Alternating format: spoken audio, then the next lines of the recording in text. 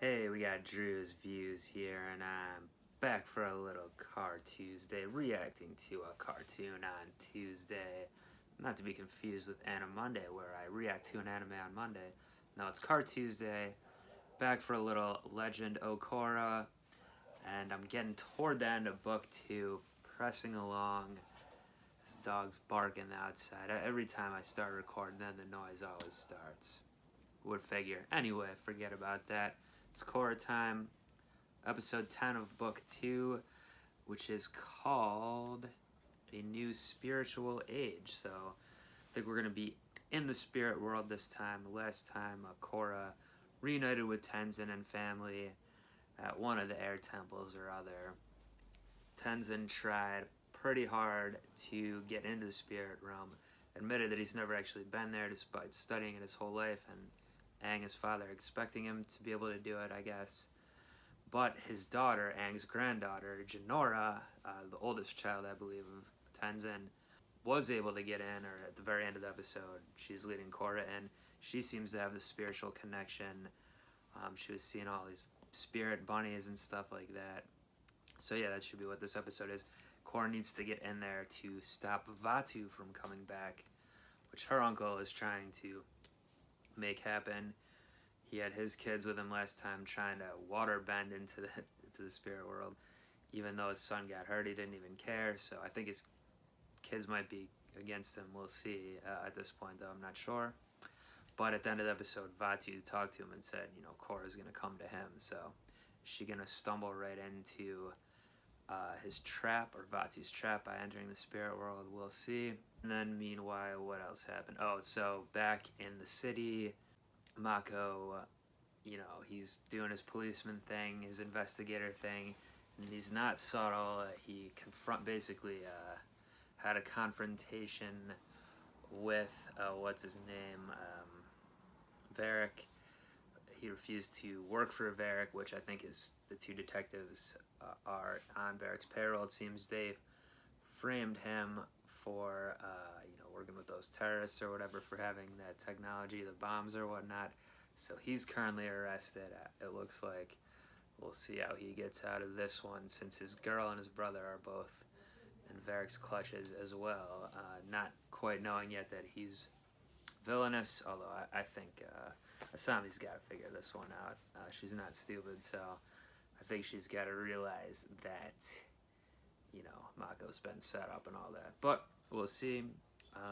Anyway, let's get into the episode. Let's get spiritual.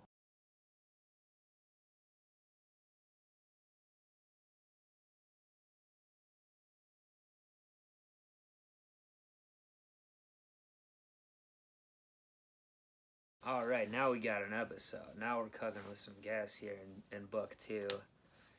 That was a good one. Certainly didn't expect to see Iroh, which was dope. You know, I guess maybe I thought he would show up some point in Korra, like through spirit. I mean, I don't know I guess I didn't really think actually that he would. At least not like this, you know. Maybe some flashback or something, but this was like him literally living in the spirit world, which apparently he does. I guess it makes somewhat sense, you know, for how spiritual he was on Earth and how connected he was with everything like that. So apparently some people can do that when they die. Interesting. You know, the episode was very kind of Alice in Wonderland, like going down the hole type of all that. Even with the tea party with Iroh, where he's like the spiritual Mad Hatter. You know, instead of like Alice, like, you know, shrinks down into like a little person. Instead, Korra like literally like regressed like back into a little pot-bellied child. I guess it's just all about where your mind state's at, and then Iroh was showing her, you know, to have the positive thoughts. And initially, like, Jinora was the one with the more positive, you know, calming nature, so she was fine. But when Korra was getting attacked right off the bat by gophers and whatever, and then it went downhill from there. But at least she did connect at the end, made the, you know, brought the one bird thing back, turned it into a dragon basically, and that saved her. So but it seems like, yeah, it was all a trap. Like, I mean, I thought it was, you know, based on the end of last episode, Vaatu telling Unalaq she'll come to us, which is what happened. So it seems like And since that bunny thing did turn out to be the evil spirit, I guess they were just going after Jinora purposely, like tricking her with, you know, introducing her to the bunny spirits and like making it so she would go in and then bring Korra. I'm thinking that's what happened. I mean, Unalaq didn't seem to necessarily realize that because he said like, oh, Tenzin sends his daughter instead, unless he was just saying that to, you know, mess with her. But I don't know if he was completely aware of all Vatu's machinations, but I mean, ultimately, it does seem like he's getting tricked to some extent too, because why would he want to? You know, I've been wondering this for a few episodes now, like, why does he want to bring back this, like, chaos, essentially, into the world? Is it just so he can get some control over everything, you know, through the chaos? I don't know if that's too smart, but, you know, we'll see. And yeah, we even saw, like I said during the episode, is the most, especially with Iroh, but also with the owl guy, it was the most Avatar-based episode yet, meaning Avatar, the series, Last Airbender. The owl wasn't as creepy as in the first time we saw him in the last series, which is one of the more creepy characters that we ever saw in that series, I thought. He was a little more comical in this one, but, you know, still ultimately a villain or antagonist or whatnot. When she said she was with the Avatar and he just lets her do whatever, I was kind of like, oh, he's changed his opinion on things, but clearly not. So yeah, but good to see him again, I guess. Whatever his name is, I can't remember. One Chi Tongue. They said it a bunch of times, but One Chi Tongue. no Republic City in this one, so that's on hold, which is fine. I mean, I definitely liked the focus we had on this episode of the spirit world.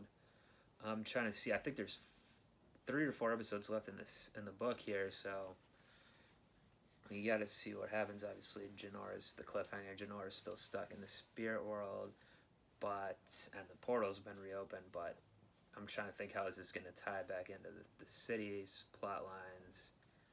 Maybe we'll have to regroup back there somehow. I mean, I feel like they still have to figure out something with the spirit world first before Korra would go back to the city.